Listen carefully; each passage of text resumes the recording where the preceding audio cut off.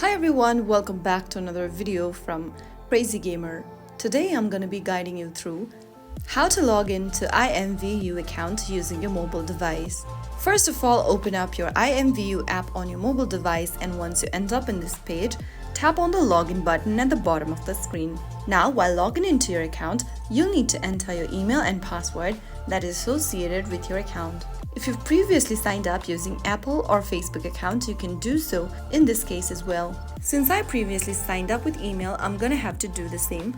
Write down your email address in the text box at the top of the screen. After you do so, go to the password field and type down your correct password for the account. If you don't remember the password, click the Forgot Password link and follow through the password reset process.